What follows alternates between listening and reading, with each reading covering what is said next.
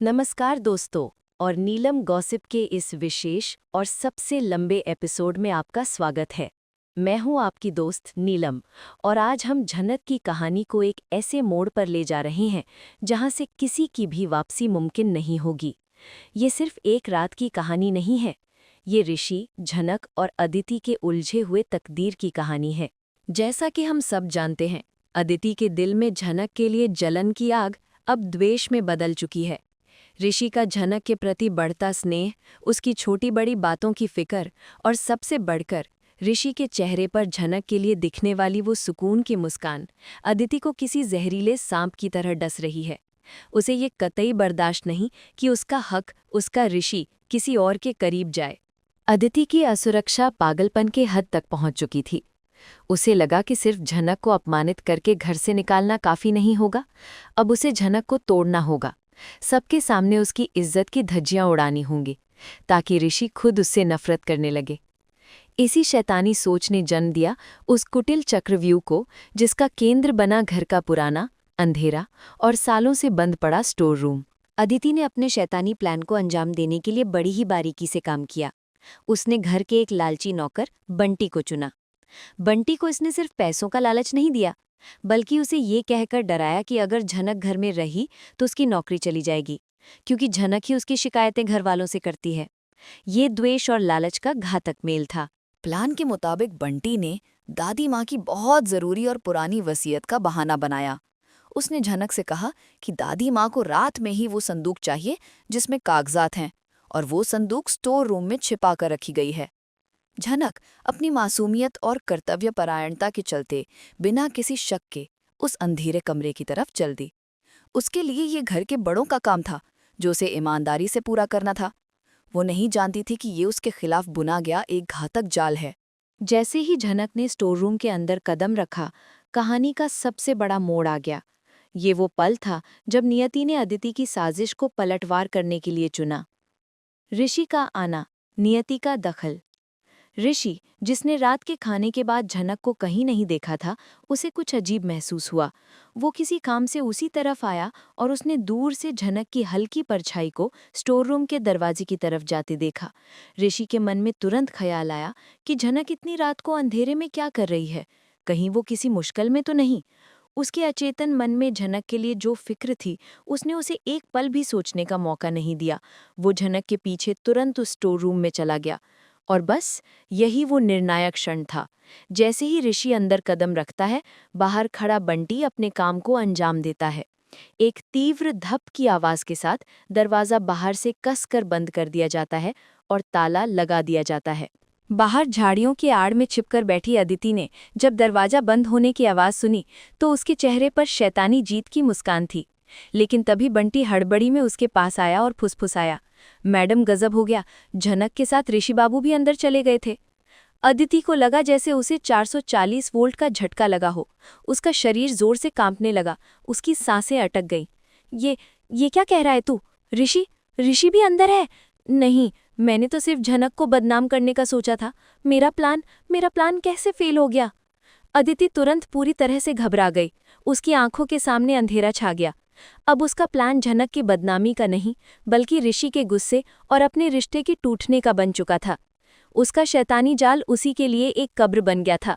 वो रात भर वहीं खड़ी रही, ठिठुरती रही, ये सोचते हुए कि अब क्या होगा। कमरे के अंदर ऋषि और झनक पूरी तरह से कैद थे। अंधेरे में उन्हें एक दूसरे का चेहरा भी मुश्किल से दिखाई दे रहा था। पहले तो गुस्सा था। ऋषि ने दरवाजे पर जोर जोर से हाथ पटके चिल्लाया, लेकिन बाहर कोई आवाज नहीं आई। अचानक झनक को उस बंद कमरे के अंधेरे ने अपनी पुरानी भयानक यादों में खींच लिया। वो बेचैन हो गई, उसकी सांसें तेज हो गई और वो डूबने लगी। ये अंधेरा उसे अपने बचपन की असुरक्षा, पराशर के साथ जबरदस्ती बांधे गए रिश्ते की घुटन और अनिरुद्ध के नकारने की पीड़ा की याद दिला रहा था। वो अंधेरे में कांपने लगी और जमीन पर बैठ गई। ऋषि, जो अभी तक गुस्से में था, झनक की ये गहरी बेचैनी देखकर एक पल में शांत हो गया। उसे समझ आ गया कि झनक सिर्फ दरवाज़ा बंद होने से नहीं डर रही, बल्कि वो किसी पुराने सदमे से गुजर रही है। उसने अपने गुस्से को किनारे रखा, नीचे झुका और झनक को उठाया। उसने झनक को सहारा देते हुए अपनी बाहों में पनाह दी। झनक, घबराओ मत, मैं तुम्हारे साथ हूँ। कोई तुम्हें तकलीफ नहीं दे सकता। आंखें बंद करो और मेरी आवाज़ सुनो। हम साथ हैं, हम निकल जाएंगे। ऋषि की मजबूत बाहों में झनक को पहली बार अपने जीवन में सुरक्षा का एहसास हुआ। वो कसकर ऋषि को पकड़ लेती है और रो पड़ती है। जैसे जैसे रात आगे बढ़ी, उन दोनों के बीच की शारीरिक दूरी शून्य हो गई और भावनात्मक दूरी कम होने लगी। झनक का दर्द ऋषि ने जबरदस्ती नहीं की, लेकिन झनक ने खुद पहली बार अपनी जिंदगी के सबसे अंधेरे सच ऋषि को बताए। उसने बताया कि कैसे उसे उसके परिवार ने ठुकराया, कैसे उसे जबरदस्ती पराशर से जोड़ा गया और कैसे उसने हर दिन अपने सपनों और अपनी इज्जत के लिए संघर्ष किया। झनक ने अपने अनिरुद्ध के प्रति अधूरे प्यार और अदिति की मां के त्याग की कहानी भी सुनाई। ऋषि का पश्चाताप। ऋषि जनक की बातों में पूरी तरह खो गया। उसे एहसास हुआ कि उसने जनक को गलत समझा था। उसे अपने क्रूर व्यवहार पर गहरा पश्चाताप हुआ।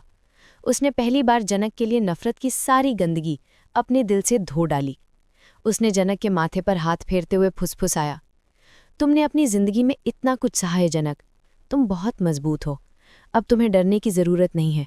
मैं अब तुम्हें किसी भी मुश्किल में अकेला नहीं छोड़ूंगा। अनकहा प्यार। उस अंधेरे कमरे में बिना किसी दुनियावी बंधन या डर के ऋषि और झनक के दिलों की वो तारें जुड़ गईं जिन्हें वे अब तक नज़रों से छुपा रहे थे।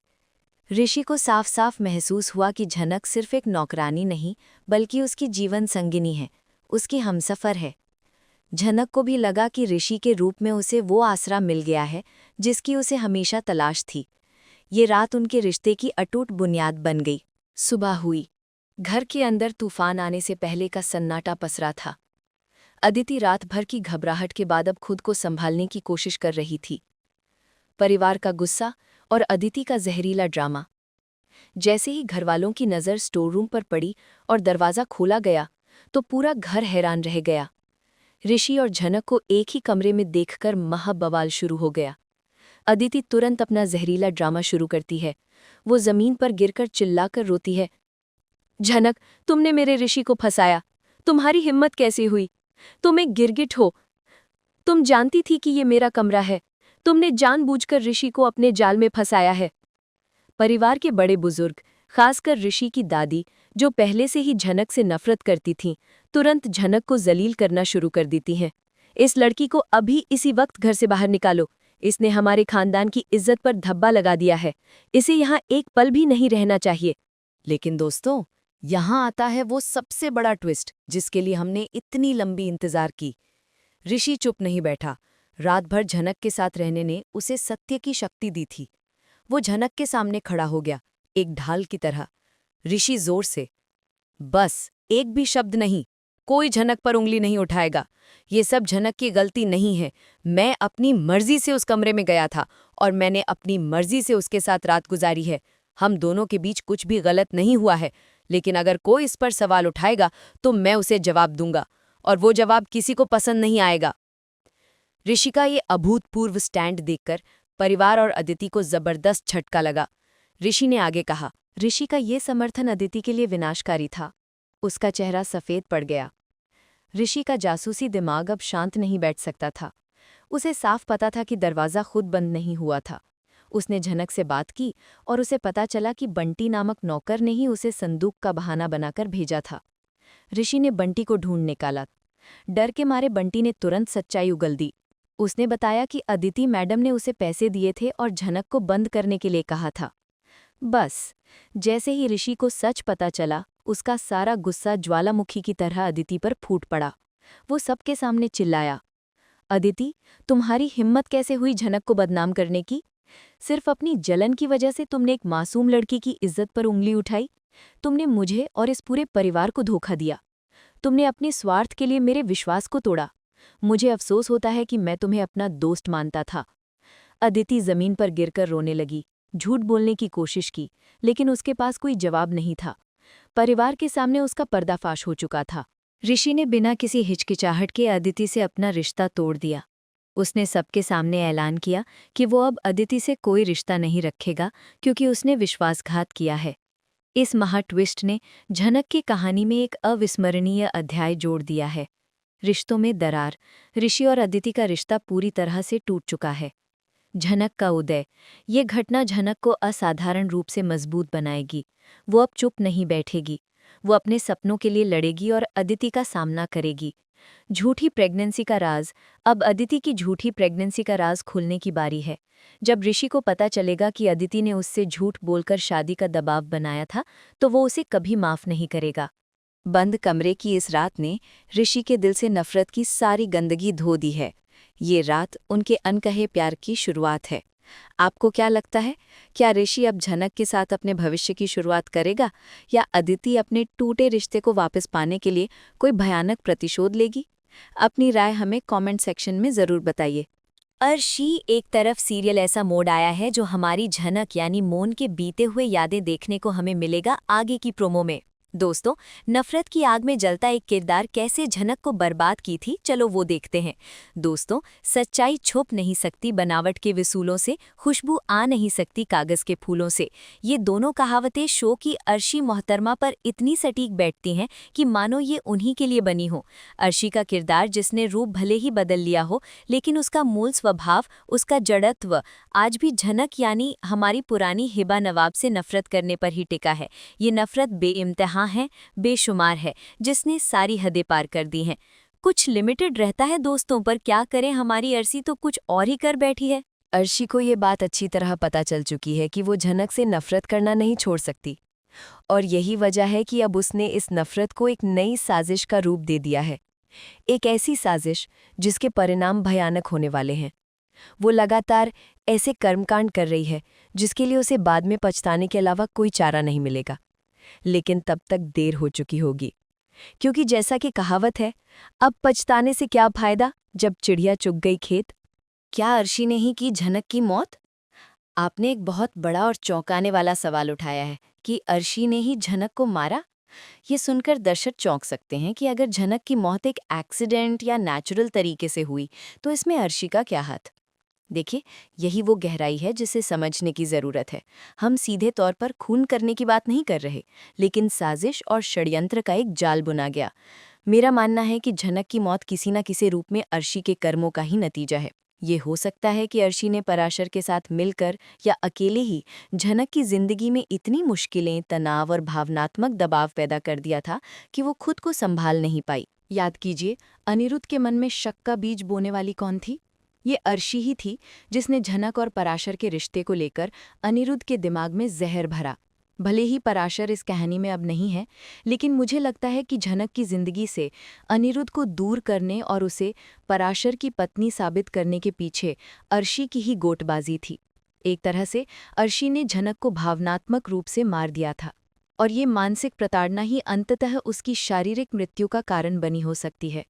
अगर कोई व्यक्ति लगातार मानसिक तनाव और बहिष्कार झेलता रहे, तो क्या वो एक नेचुरल मौत होगी? नहीं, ये अप्रत्यक्ष रूप से हत्या ही है। अनिरुद्ध, शो का असली विलन और उसकी बेबसी।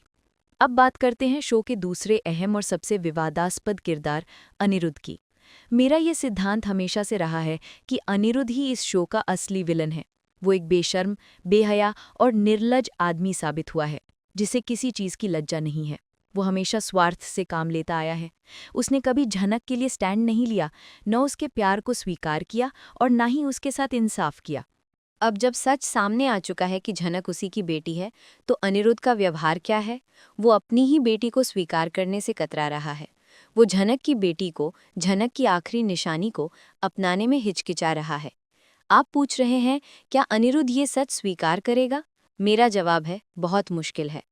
अनिरुद्ध की किरदार की बनावट ही ऐसी है कि वो डरपोक और जिम्मेदारी से भागने वाला है।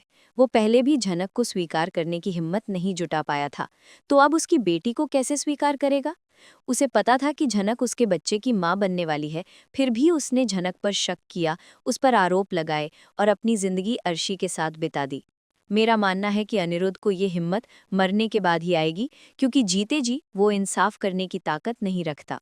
उसे झनक के साथ, अपने प्यार के साथ और अब अपनी बेटी के साथ इंसाफ करना चाहिए, लेकिन उसका बेशर्मों वाला किरदार उसे आगे नहीं बढ़ने दे रहा। वो बहुत सारी चीज़ें जानता था, लेकिन चुपचाप तमाशा देखता रहा। यही उसकी सबसे बड़ी विलनपंती है, उसका निष्क्रिय होना, उसका चुप रहना। इस बीच कहानी अदिति की तरफ बढ़ी है, जो अब केंद्र में है। अदिति एक और सच का सामना कर रही है। क्या अदिति अपना सच स्वीकार करेगी? क्या वो ये हिम्मत जुटा पाएगी कि वो बचपन के 5 साल किसके पास थी?